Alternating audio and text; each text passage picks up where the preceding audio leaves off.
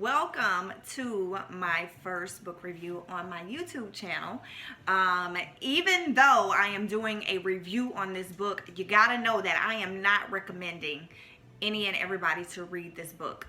I'm gonna get into all of those reasons why, but without further ado, the book that gave me heart palpitations, expanded my spiritual knowledge, and made me feel guilty for 10 days on every page that I turned is the Screwtape Letters by Arthur C.S. Lewis.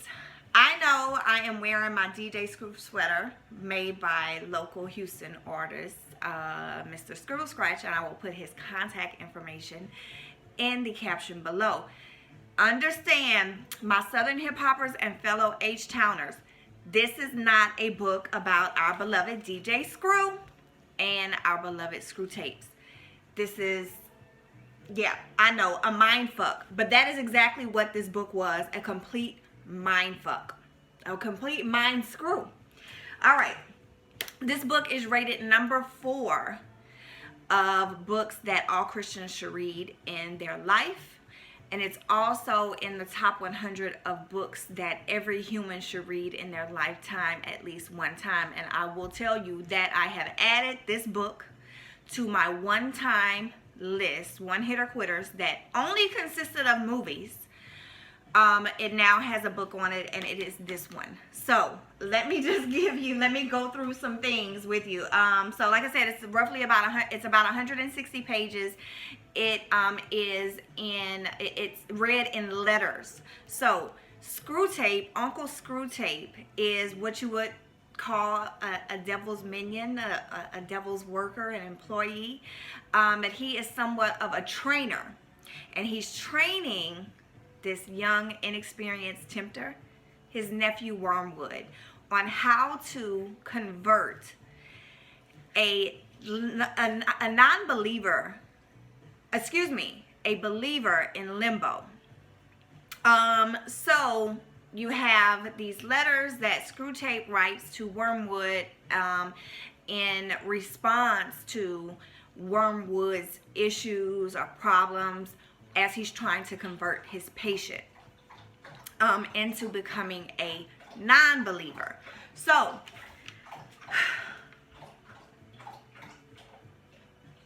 it's a lot. I'm sorry, I'm looking at my notes. You got to read it slowly. If you are going to read this book, you got to read it slowly. I was able to read this in 10 days because I set a timer. It's not a long read at all. Like I said, it's roughly 160 pages. However, what is most difficult to do during this read, excuse Leia for her gulping her water down, is that you have to read it from the devil's perspective. You have to read it as a tempter. You have to read it from a non-believer's perspective, because when Screwtape refers to the devil, he refers to the devil as our Father below. And when he refers to God, he refers to God as the enemy. So as you are reading these letters, you are reading it like the enemy. Oh, it's talking about the devil because that's what we believers believe. But no, he's talking about God. And that is the mind fuck. That is the guilt that I felt for the 10 days that I read it. And I felt so alone. There were so many days that I wanted to throw the book out of the window because I felt so guilty of reading it. But there was an aha moment. There was a, not so much of there was an aha moment in the book, but the moment that I was relieved of my guilt was at the end, and I'll get to that. So let me give you a few pieces of my favorite parts of the book. My favorite letter was letter number 17, where Screwtape discusses with Wormwood the patient's mother, and how the patient's mother believes that she is less of a sinner than a gluttoness because she is not a gluttoness. All right? So her sin to her is less than another sinner's. Even though what we know, a sin is a sin is a sin, it doesn't matter the magnitude, it's still a sin. But This is what Screwtape says about the patient's mother. She is a positive terror to hostesses and servants. She is always turning from what has been offered her to say with a demure little sigh and smile, oh please, all I want is a cup of tea, weak but not too weak, and the teeniest weeniest bit of really crisp toast. You see, because what she wants is smaller and less costly than what has been set before her, she never recognizes as gluttony her determination to get what she wants, however troublesome it may be to others. At the very moment of indulging her appetite, she believes that she is practicing temperance.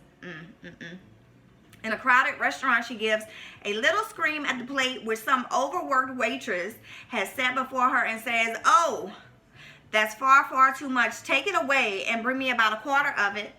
If challenged, she would say she was doing this to avoid waste, but in reality, she only does it because the particular shade of delicacy to which we have enslaved her is offended by the sight of more food than she happens to want.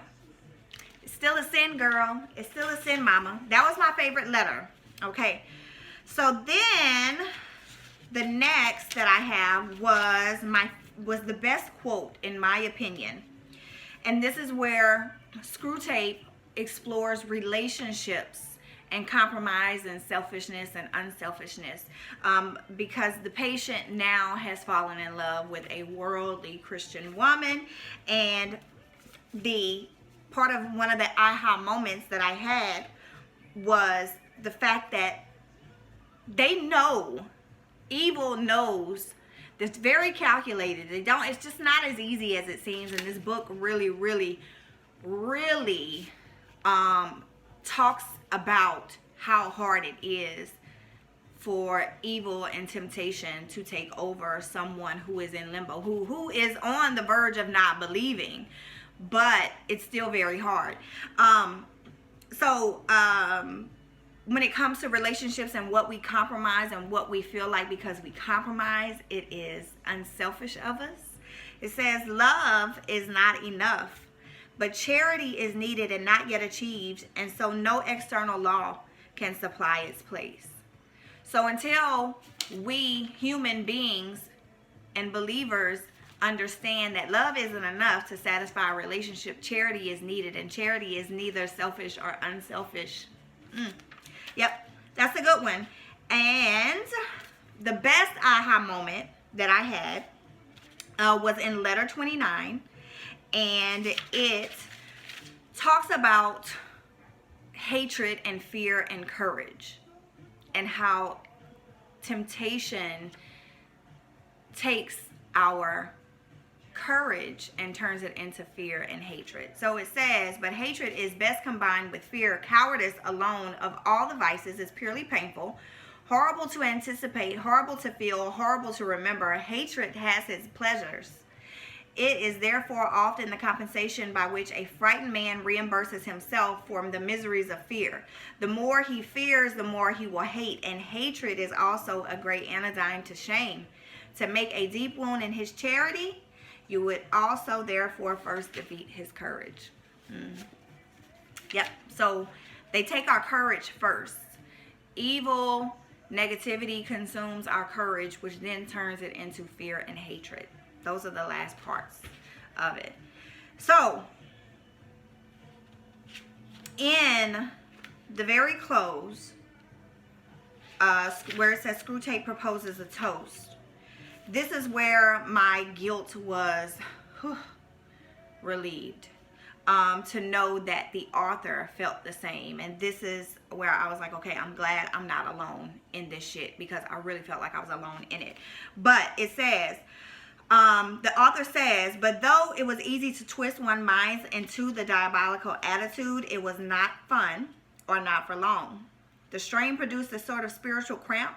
The world into which I had to project myself while I spoke through Screwtape was all dust, grit, thirst, and itch. Every trace of beauty, freshness, and geniality had to be excluded. It almost smothered me before I was done. It would have smothered my readers if I had prolonged it.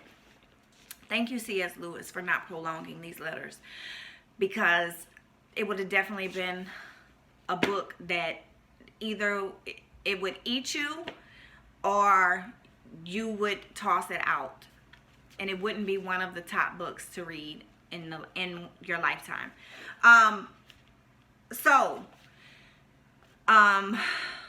You can't be a sensitive Christian. We know a lot of those. You can't be a sensitive Christian and read this book. FYI. That's why I will not recommend it to any and everybody. But if you are strong-minded, and you like a good mind fuck, this is your book. All right? So if you've read this book, leave it in the comments. Tell me if you felt the same. If you plan on reading it, let me know when you're done. What books are you reading now? I'm already on my second book, The Seed of the Soul. And as soon as I am done, I will do a review on that one. So, yeah. Thank you again. Make sure you share this, like, comment, and subscribe to my page. Peace, blessings, love, and all that good shit. Ashe.